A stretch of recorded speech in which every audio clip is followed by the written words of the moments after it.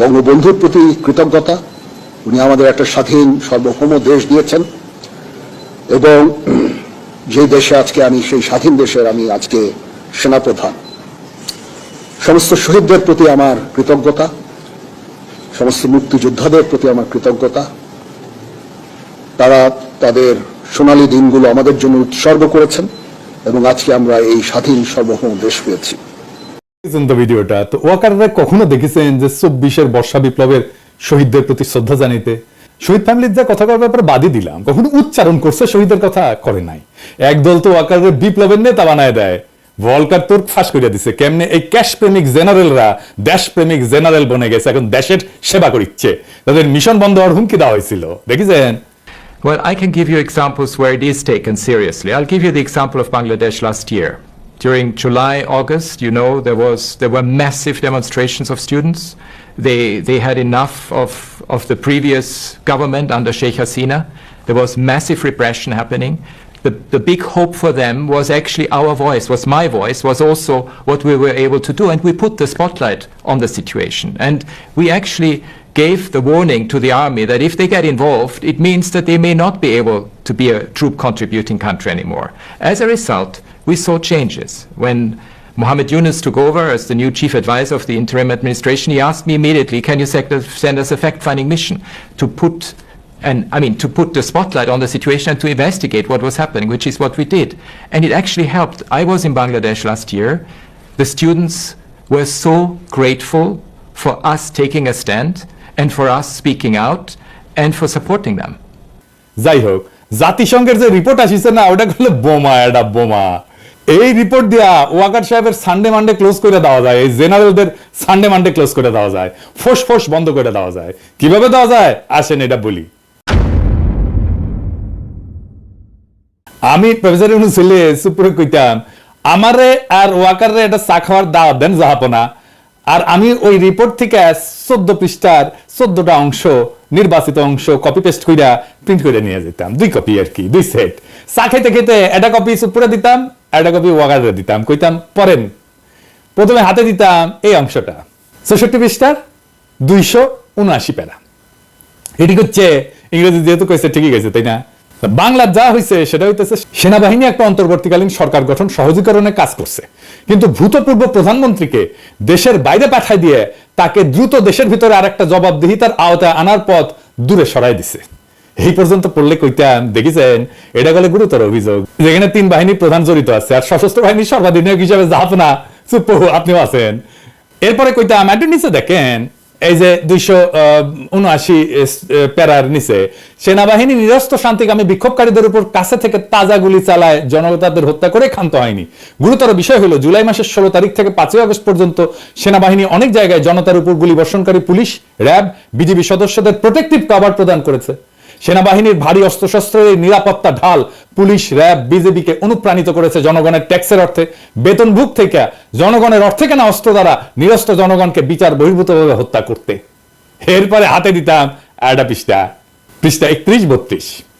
জুলাই মাসের 16 তারিখ থেকে 21 তারিখ পর্যন্ত যাত্রাবাড়ি এলাকায় ঢাকা চট্টগ্রাম মহাসড়কে ছাত্র জনতার স্থাপিত সড়ক প্রতিবন্ধক সমূহ অবমুক্তকরণের জন্য যৌথ অভিযান পরিচালিত হয়। সেনাবাহিনী এই যৌথ অভিযানে প্রোটেক্টিভ কভার প্রদান করেছে। অন্যান্য বাহিনীর হাতে শত শত মানুষ হতাহত হয়েছে যাত্রাবাড়িতে। যাত্রাবাড়ির একটি হাসপাতালেই 17 থেকে 20 তারিখ পর্যন্ত এই 3 দিনে 1200 রোগী ভর্তি এসেছে, অনেকেই গুলিবিদ্ধ। তদানীন্তন প্রধানমন্ত্রীর নেতৃত্বে কোর কমিটির মিটিংয়ে পরপর কয়েকদিন কঠোরতার নির্দেশ। তৎকালীন প্রধানমন্ত্রীর 21 জুলাইয়ের যাত্রাবাড়ি অবমুক্তকরণের কঠোর নির্দেশ পালনের পর স্বরাষ্ট্রমন্ত্রী 20-21 তারিখে যাত্রাবাড়ি যান পুলিশের আইজিপি এবং ডিএমপি কমিশনারকে সাথে নিয়ে। সেখানে পুলিশ অফিসার ভিডিও দেখায় আক্ষেপ করে বলে যে একটা গুলি করলে একজন মরে, বাকি সবটি যায় না। এই যৌথ অভিযানের সফলতার সমাপ্তি ঘোষণা করছিল কে? সেনাপ্রধান general Waker. General Waker helicopter করে ডিজি, র্যাব এবং আইজিপি কে নিয়ে যাত্রাবাড়ি ল্যান্ড করেছে 22 জুলাই তারিখে। সাংবাদিকদের সামনে নিশ্চিত করছে যৌথ বাহিনী যাত্রাবাড়িতে ঢাকা চট্টগ্রাম মহাসড়ক সফলতার সাথে অবমুক্ত করছে। হ্যাঁ, এরপরে আরেকটা দিতাম, পৃষ্ঠা 64, প্যারা 279। সেনাবাহিনী, পুলিশ, র্যাব, বিজিবিকে স্ট্র্যাটেজিক সহায়তা করছে। কোন কোন এলাকায় সেনাবাহিনী ব্লক রেড চলাকালীন সময় সম্পূর্ণ এলাকা ঘিরে রাখতে নিরাপত্তা চাদরে পেরিমিটার সিকিউরিটি এবং জরুরি আপৎকালীন সক্ষমতা স্ট্যান্ড বাই সিকিউরিটি হিসেবে কাজ করছে। আর পুলিশ র্যাব বিজেপি তখন চালাইছে গণগ্রেপ্তার, ভীতি প্রদর্শন, নির্যাতন, নারী শিশুদের দমন, হাসপাতালের সিসিটিভি ফুটেজ ধ্বংস, রোগীদের মৃত্যুর কারণ পরিবর্তন এবং লাশ গুম ইত্যাদি। এরপরে দিতাম আরেকটা পৃষ্ঠা, 36 পৃষ্ঠা, প্যারা 127 থেকে 131। সেনাবাহিনী কর্তৃক 20 জুলাই মোহাম্মদপুর, একই তারিখে রামপুরায় হত্যাকাণ্ড চালিয়েছে। 5 আগস্ট তারিখে যমুনা ফিউচার পার্ক এলাকায় সেনাবাহিনী হত্যার উদ্দেশ্যে জনতার উপরে গুলি চালায়। তারপরে আরেকটা পৃষ্ঠা দিতাম, 39 পৃষ্ঠা, 140 নম্বর প্যারা। জুলাই মাসের 19 তারিখ থেকে 21 তারিখ পর্যন্ত বিভিন্ন সময় হেলিকপ্টার থেকে সেনা গ্রেডের রাইফেল এবং মারণঘাতী শটগান থেকে জনতার উপর গুলি বর্ষণ করা হয়েছে। বাড্ডা, বসুন্ধরা, গাজীপুর, যাত্রাবাড়ি, মিরপুর, মহাখালী, মোহাম্মদপুর এবং রামপুরা এলাকায় এই গুলিগুলো বর্ষণ করা হয়েছে। তো এই জায়গায় এসে আমি কইতাম দুইজনকে, জাহাপনা, আমার অনুমান যে আর্মি এভিয়েশন ইউনিট বা আর্মি এভিয়েশন গ্রুপ তাদের হেলিকপ্টারের রং পরিবর্তন কইরা এই অভিযানে অংশগ্রহণ করে থাকতেও পারে। কি কন ওয়াকা সাহেব? বিস্তারিত অনুসন্ধান করি নাকি বলেন? করি। তবে এটা তো প্রমাণিত যে 5 আগস্ট তারিখে প্রগতি সরণি এলাকায় একজন গুলিবিদ্ধ হয়েছে হেলিকপ্টার থেকে বর্ষিত গুলি থেকে। দুঃখজনক হলেও সত্য যে হেলিকপ্টারটার রং ছিল অলিভ গ্রিন, জলপাই কালারের, এবং বুলেটটা ছিল আর্মার্ড পিয়ার্সিং বুলেট, যা শুধুমাত্র সেনাবাহিনী ব্যবহার করে। সেনাবাহিনী তো আমাদের প্রোটেক্ট করার কথা। 5 তারিখে নাকি সে আমাদের বিপ্লবের পক্ষে দাঁড়িয়েছিল। কুই। এরপরে দিতাম 36 পৃষ্ঠা 130 নম্বর প্যারা। সেনাবাহিনী 20 জুলাই তারিখে রামপুরায় দুপুর বেলায় যে গুলি চালায় জনতার উপরে, সেই অভিযানে যে এপিসি গুলি নিয়োজিত ছিল তার সব কয়টির রং ছিল সাদা এবং ইউএন লোগো চিহ্নিত ছিল। মানে সেই অভিযান ইউএন ভেহিকল ব্যবহৃত হয়েছে, কিন্তু সেটা ইউএন চার্টারের কোনো অভিযান ছিল না। এরপরে দিতাম 65 পৃষ্ঠার 283 নম্বর প্যারা। জুলাই বিপ্লবের সকল দমন, পীড়ন, হত্যাকাণ্ড, গণহত্যা সমন্বয় করছে খুনি হাসিনা এবং কোর কমিটি। এই কোর কমিটির 4 জন সদস্য হচ্ছে বেসামরিক ব্যক্তি, স্বরাষ্ট্রমন্ত্রী, আইজিপি, ডিজি র্যাব এবং ডিএমপি কমিশনার। বাকি সবাই সেনাবাহিনীর চাকরিরত সদস্য এবং তারাই মেজরিটি। কারা কারা? DG DGFI, DG NSI, DG BGB, DG Ansar, DG NTMC, এই 5 জন। আর 20 তারিখ থেকে একজন সিনিয়র জেনারেল কোর কমিটিকে সহায়তা করেছেন। এই পর্যন্ত পড়লে কইতাম, হ্যাঁ জনাব জাহাপনা, ইউএন তার নাম লেখে নাই, কিন্তু আমি কয়ে দিতেছি এই লোকটা হইতেছে কুখ্যাত লেফটেন্যান্ট জেনারেল মুজিব। আর ওয়াকা সাহেব, আপনার জিম্মা থেকে তো ক্যান্টনমেন্ট থেকে ওই পালাইছে, তাই না? কেন পালাইছে এবার বুঝবার পারছেন তো? ভবিষ্যৎ তদন্তে ইউএন বা আইসিসি খুঁজে নেবে মুজিব কোর কমিটিতে কি কি করেছিল, আর জেনারেল ওয়াকার কি কি অসত্য বলছেন বা ব্যত্যয় করছেন, তথাকথিত ক্লোজ অ্যারেস্ট থেকে মুজিব কিভাবে চলে গেল। আচ্ছা, এবার আটা দিতেন 64 পৃষ্ঠা, প্যারা 281। এনটিএমসি সকল অনিয়ম লুকিয়ে রাখা বা আলামত সাক্ষ্য ধ্বংস করায় মুখ্য ভূমিকা রেখেছে। বিটিআরসির সহযোগিতায় তারা গুরুত্বপূর্ণ সময় ইস্পিত জায়গায় ইন্টারনেট ডাউন করে সকল সোশ্যাল মিডিয়া বন্ধ রেখে অমার্জনীয় অপরাধ করেছে। আমি কইতাম এনটিএমসি কে চালায়? হ্যাঁ, আপনার জেনারেল তো জিয়াত, তাই না? ঠিক কিনা ওয়াকার সাহেব?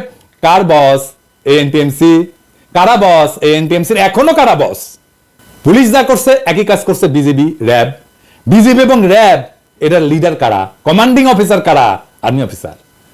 ডিজিএফআই জুলাই আগস্ট মাসে 250 অফিসার এবং 2000 ফিল্ড স্টাফ মোতায়েন করছে।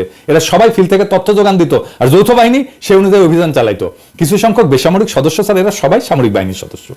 এনএসআই টপ লিডারশিপ সেনাবাহিনীর। আর ওয়াকার সাহেব, আপনি কি কইছিলেন?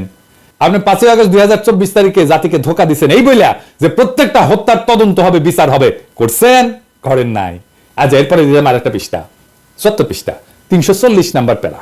এখানে কইছে কেমন করে বিচার করতে হবে। জুলাই গণহত্যার এবং প্রত্যেকটি মানবতা বিরোধী অপরাধের বিচার হইতে হবে, যেখানে ভিকটিম বেসামরিক ব্যক্তি, সে বিচার হতে হবে বেসামরিক আদালতে। যদিও অপরাধী বা অপরাধের দায়ে অভিযুক্ত ব্যক্তি সামরিক বাহিনীর সদস্য হন বা সামরিক আইনের আওতায় থাকেন। বুঝেছেন? এটা বেসামরিক আদালতে বিচার হবে। আপনি কোর্ট মার্শাল করবেন, ওই রাস্তা বন্ধ করে দিচ্ছে জাতিসংঘ। আপনি তো চাইতেছেন কোর্ট মার্শাল করে ওদেরকে ছাড়া দিয়ে দিবেন। কিভাবে জানেন? কারণ এই যে গুম টুম খুন এগুলোর কোর্ট মার্শাল কত, এই কোর্ট মার্শালের শাস্তি নাই এটা। এরপরে দিতাম 74 পৃষ্ঠা 341 নাম্বার প্যারা। যে সকল ব্যক্তির বিরুদ্ধে জুলাই গণহত্যায় মানবতা বিরোধী অভিযোগে সম্পৃক্ত থাকবেন, তাদের বিচার প্রক্রিয়া শুরু বা চলমান অসম্পূর্ণ যাই থাকুক না কেন, তাদের চাকরি থেকে সাময়িকভাবে বরখাস্ত করতে হবে। করেছেন? কাউরে করেন নাই। এরপরে পৃষ্ঠা 78 377 নাম্বার প্যারা। জাতিসংঘের সুপারিশ করে যে প্রত্যেকটা হত্যা, প্রত্যেকটা ঘটনার ফার্দার নিরপেক্ষ এবং সুষ্ঠু তদন্ত বিচার প্রক্রিয়ার যাতে জবাবদিহিতা কার্যকর থাকে এবং ভবিষ্যতে একই ঘটনার পুনরাবৃত্তি না হয়। হ্যাঁ, তারপরে কইতাম দেখা গেছে পুলিশের কাছে অনেক অস্ত্র আছে যা আইন অনুযায়ী পুলিশের কাছে থাকতে পারে না। সকল আধা সামরিক বাহিনীর হাতিয়ার প্রাধিকার এটা নির্ধারিত হয় সেনাবাহিনীর নেতৃত্বাধীন একটা জাতীয় কমিটির মাধ্যমে। হাজার হাজার সেমি অটোমেটিক অস্ত্র এখন পুলিশ প্রাধিকার ভেঙ্গা ব্যবহার করতেছে। এই দায়িত্ব অবহেলা কার? আহত শহীদদের শরীরে 66% সেনা গ্রেডের অস্ত্রের গুলি পাওয়া গেছে। এটা জাতিসংঘের রিপোর্টে বলা হয়েছে। এটা দেখা কোন কোন বিজ্ঞজন বলছে যে এটা সেনা গ্রেডের, মানে যে সেনাবাহিনীর তা তো না, পুলিশে ইউজ করে, র্যাবে ইউজ করে। হ্যাঁ, তা তো করেই, লেফট রাইট কম করে, তাও হাঁটুত বুদ্ধি নামিছে। সেনা গ্রেডের অস্ত্র সেনাবাহিনীর বাইরে ব্যবহার হবে কি হবে না, এটা কে ঠিক করে? এটা ঠিক করে অস্ত্র প্রাধিকার নীতিমালা। এই অস্ত্র প্রাধিকার মানে কি, মানে কোন ধরনের অস্ত্র কে ব্যবহার করবে সেই নীতিমালা। এটা ভেটিং করে কে, এটা ঠিক করে দেয় কে? সেনাবাহিনী, সশস্ত্র বাহিনী বিভাগ। পুলিশের হাতে সেনা গ্রেডের অস্ত্র দেওয়ার দায় সেনাবাহিনীর। 2014 সালে এই অস্ত্র প্রাধিকার নীতিমালা সংশোধনের উদ্যোগ নেয় এবং এইটা ভেটিং করে দেয় সেনাবাহিনী, অনুমোদন করে। পুলিশকে সামরিকায়ন করা হয়েছিল অসৎ উদ্দেশ্যে, সেনাবাহিনীর মুখোমুখি রাখার জন্য, সেনাবাহিনীর মনোবল নিচু রাখার জন্য, এবং তাই হয়েছে তো। মেজর সিনহার হত্যাকাণ্ড হয়েছে না? ওরা কেয়ার করে নাই সাবেক সেনা অফিসারকে খুন করতে। পুলিশের কাছ থেকে বর্তমান সরকার বিধি বহির্ভূত সকল অস্ত্র প্রত্যাহার করতে হবে, এটা জাতীয় নিরাপত্তার স্বার্থে জরুরি। যাই হোক, এই পর্যন্ত পইরা আমি হলে বলতাম এখন আপনাকে কে বাঁচাবে? আপনাদের দুইজনেরই কিন্তু সারা। প্রফেসর ইউনূস তো ভদ্র মানুষ, উনি তো এই কথা কইতেন না, উনি ইংরেজিতে কইতেন আর কি। যদি বাঁচতে চান, যা বলতেছি সেটা করেন। আপনি তো আপনার 14 গোষ্ঠী সারা দুনিয়া কোথাও জায়গা পাবেন না, তারপরে কিছুক্ষণ ওনাদের সময় দিতাম হজম করার জন্য। তারপরে ওরা কি করতে জানেন?